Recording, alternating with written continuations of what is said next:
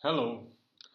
Today we will talk about non-ST elevation artery or acute coronary syndrome, about the modern clinical pathway.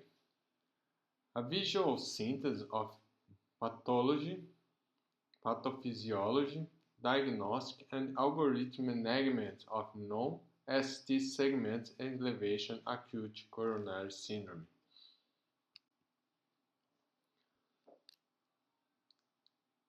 A height sensitivity troponin is actively reclassifying acute coronary syndromes. We can start with acute coronary syndrome in red, ST elevation myocardial infarction. If we don't, we must avoid waiting for troponin exam. It delayed the treatment. The incidence of STEMI is declining, driven by broad aspirin and statin use and reduced smoking rates. But unstable angina and no ST elevation myocardial infarction. And other in green, no ST elevation acute coronary syndrome, driven by an aging population and increased burdens of obesity, diabetes, and chronic kidney disease. It can see means unstable angina or no ST non-STEM. The diagnostic shift by detecting microscopic myocyte necrosis previously missed by older assays. High sensitive troponin effectively reclassifies what used to be unstable angina and non-STEMI.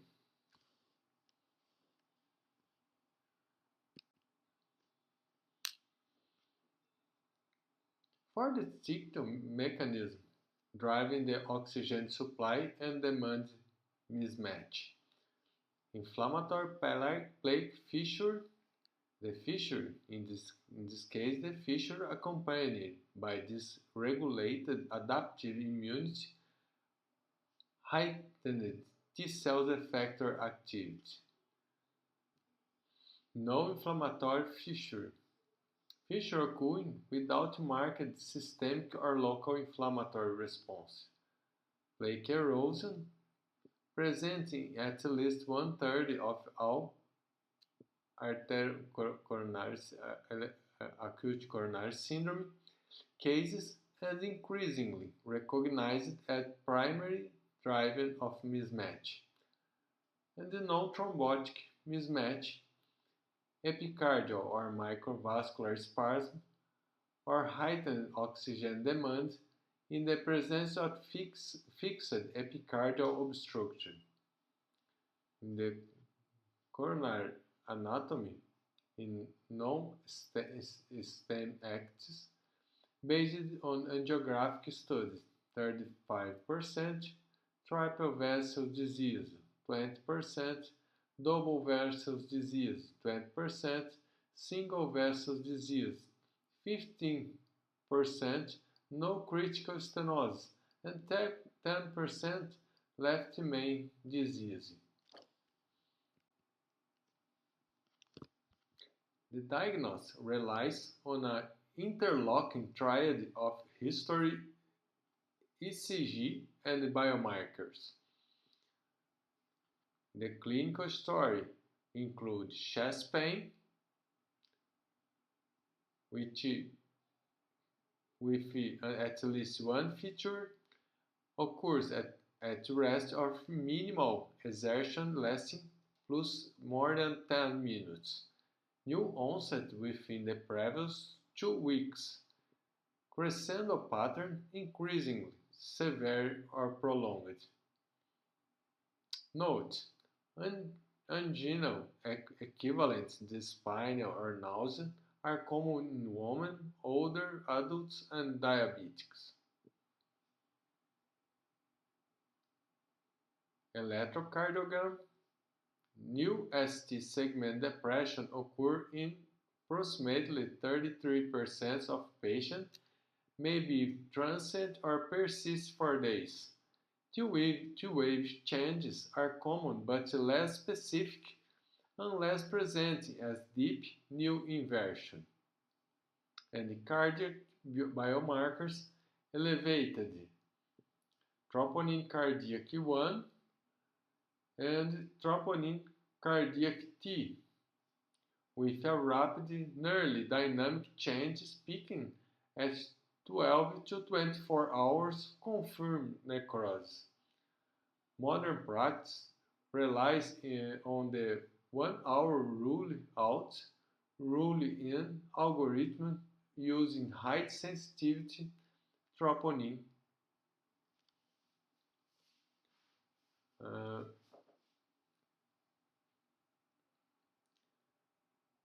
AGSTN.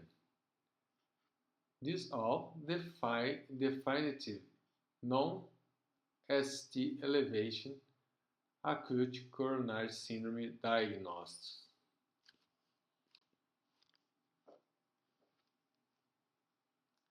Elevated troponin defines injury, but ischemia is required to define infarction. So, in acute myocardial infarction, elevated troponin, cardiac troponin, more than 90%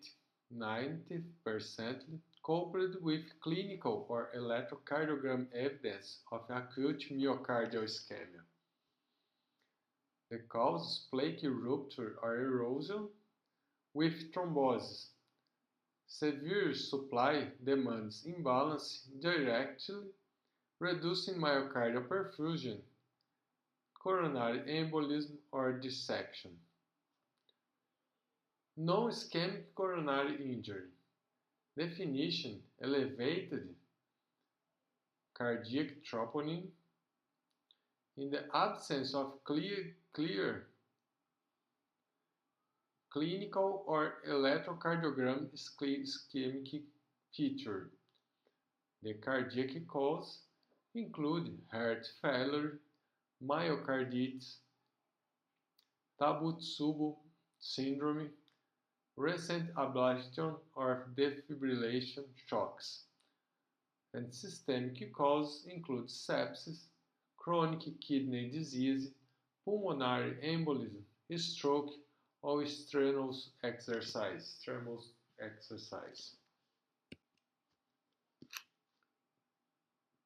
The thrombolysis in myocardial infarction score or timing score directly quantifies the immediate trait levels and guides intervention.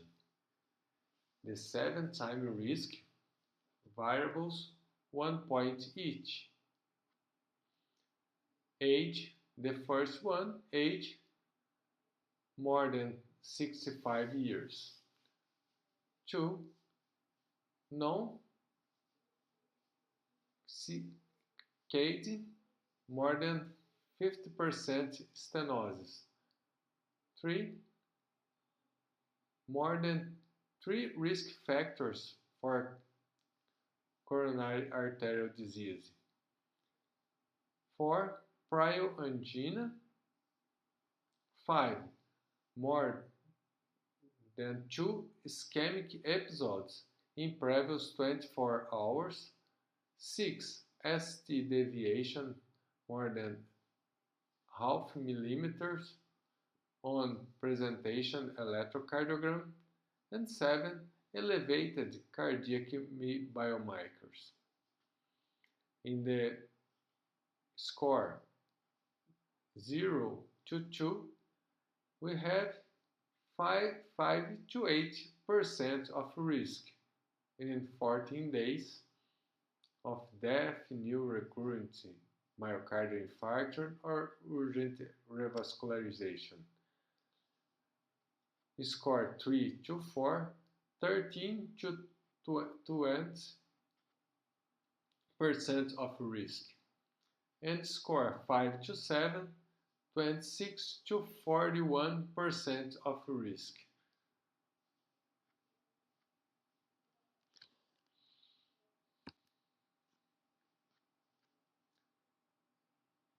The treatment, immediate and ischemic stabilization. The first is aim to reduce myocardial oxygen demands with beta blockers, nitrates, calcium channel blockers, high-intensity statins, and morphine.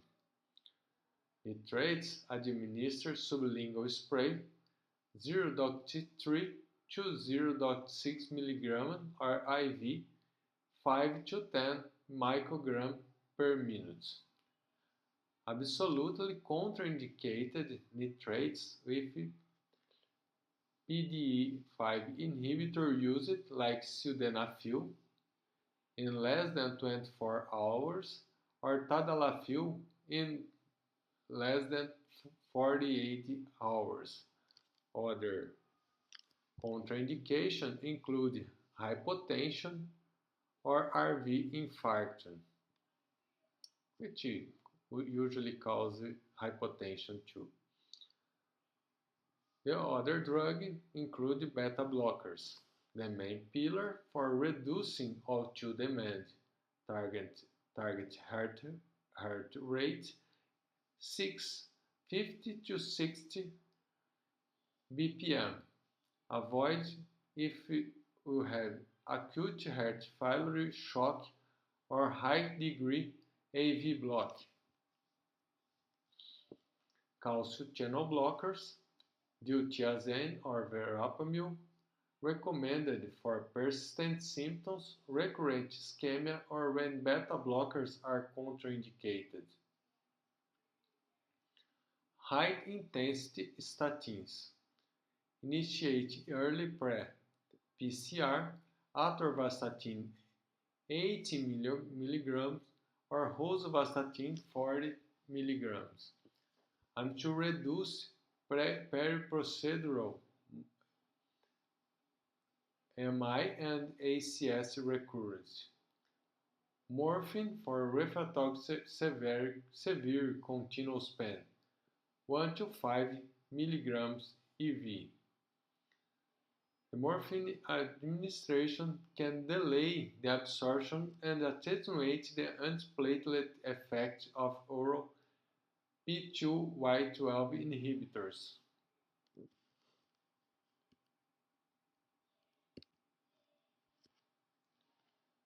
Phase 2. Dual antiplatelet therapy requires select optimal P2Y12 inhibitor. Note the aspirin is co-administered if all above initial load 150 to 325 mg, non-enteric maintenance 75 to 200 mg days. One option is clopidogrel. They start 60 to 300 to 300 and maintenance of 75 mg a day.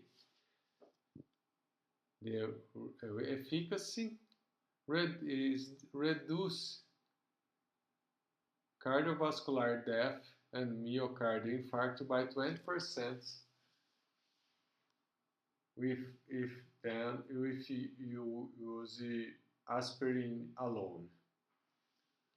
but we have cons, warning, up to 33% patients show inadequate response due to CYP2C19 genetic variants.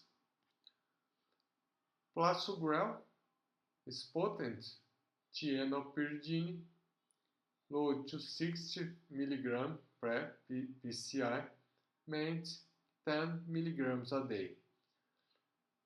The efficacy is because the plasogrel is faster onset and higher irreversible inhibition than clopidogrel. But it's strictly contraindicated in patients with prior stroke or transient ischemic attack. Ticagrelor load 108 mg, maintenance 90 mg day. The efficacy is reversible, superior in both invasive and conservative strategies. Can cause transient dyspnea, high bleeding risk.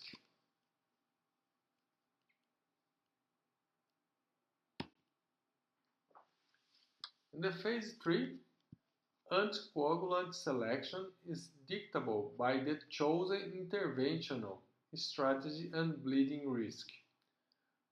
The anticoagulation initiation, we can use the unfractionated heparin. I don't see it use the unfractionated heparin. The traditional strand is administered in bolus 70 to 100 UE per kilogram, and infusion titrated at 253 seconds, widely applicable but requires monitoring. Enoxaparin, superior to unfractionated heparin, reducing recurrent events, especially in patients treated with a conservative strategy dose at 1 mg per kilogram subcutaneous every 12 hours. Vivaluridine, direct thrombin inhibitor used primarily immediately before during PCR, widely used in conservative management. Fondaparinux, synthetic factor XA inhibitors, offering the lowest risk of major bleeding.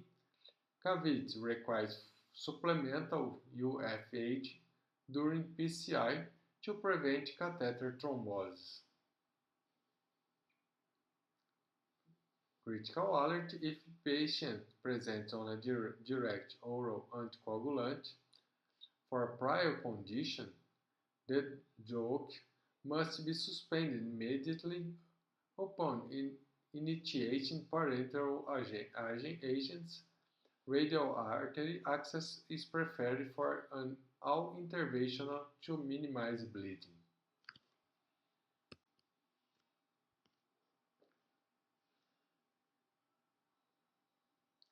The strategy pivot: early, invasive strategy, or conservative. In the early invasive strategy, we have high risk presentation, indication multiple clinical risk factor, dynamic ST segment deviation, positive necrosis biomarkers, high TIM score. Action: arteriography within 48 hours followed by PCR or KBG, proven drastically reduced death and recurrent myocardial infarction in this cohort. On the other hand, conservative is used in low-risk presentation. Action aggressive medical therapy first and select crossover. Angiography is only performed if rest pain recurs, ST change reappears, biomarkers turning positive, or stress testing shows severe ischemia. So, in non-ST elevation, acute coronary syndrome, unified protocols orchestrating the clinical response over 48 hours. Diagnose and triad, mediate risk stratification via clinical triad, and 1 hour rule in, rule out. Pharmacology, nitrates, statins, antiplatelets, um, anticoagulants, and in high risk, early invasive angiography.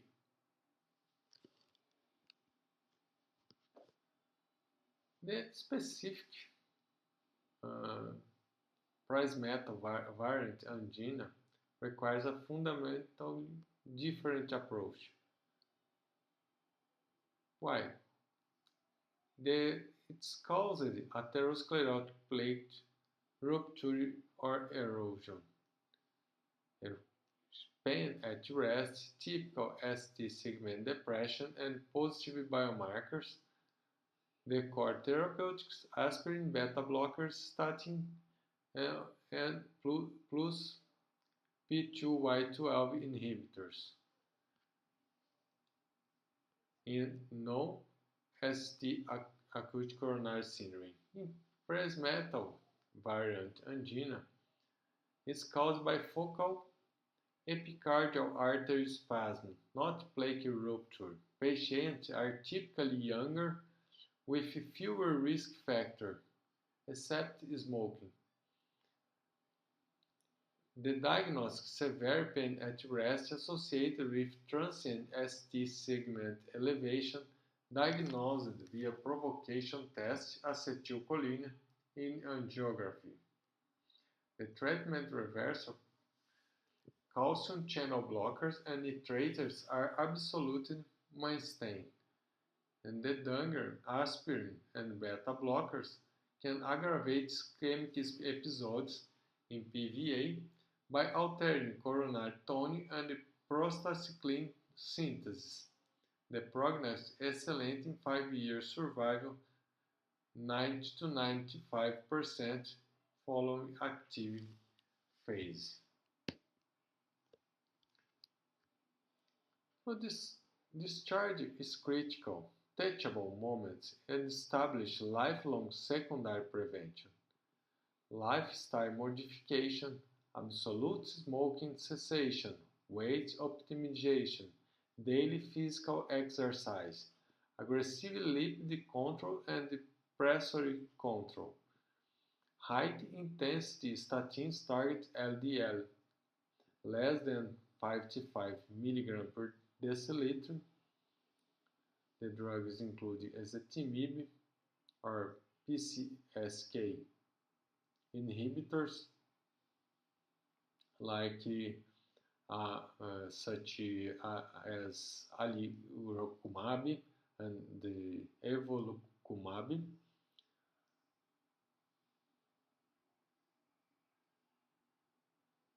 SA and are armed for pressure and cardiac remodeling. GLP-1 and SGLT2 inhibitors for selected type 2 agonists. Extend up to a standard 12 months, extend to up 3 years for high ischemic risk, a prior myocardial infarct and diabetes with low bleeding risk. If IB requires chronic doses, stop aspirin, early continued P2Y12 plus aspirin for 1 year.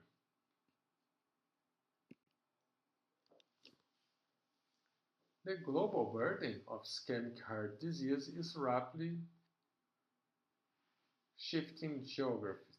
In high-income nations, decreasing. In low and middle income countries is rising, the ischemic heart disease.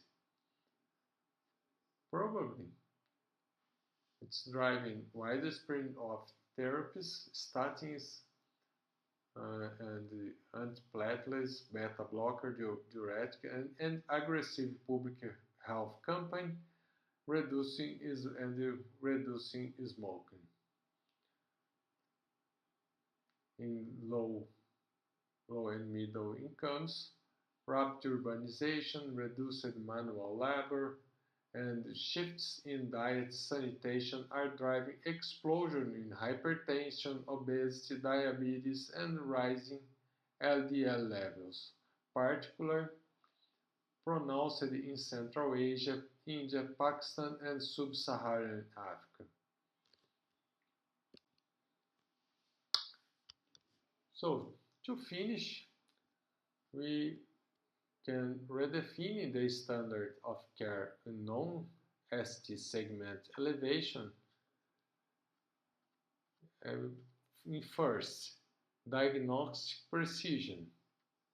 Second, tailored therapeutics. Third, lifelong vigilance, including in diagnostic precision. Rise of height-sensitive troponin has fundamentally reclassified acute coronary syndrome risk. The modern clinician's first imperative is strictly differentiate through ischemic, non-ST elevation myocardial infarction from non-ischemic myocardial injury. Tailored therapeutics and thrombotic regimes and the timing of invasive angiography are no longer one-size-fits-all. They require precise, individualized calculation balancing ischemic traits, time score against bleeding risk. Lifelong vigilance, the acute intervention, only buys time. The battle is ultimately won in the outpatient setting through aggressive secondary prevention. Strict LDL targets less than 55 mg per deciliter and tailored DAPT duration. Okay, thank you. Please subscribe in our channel. See you next time.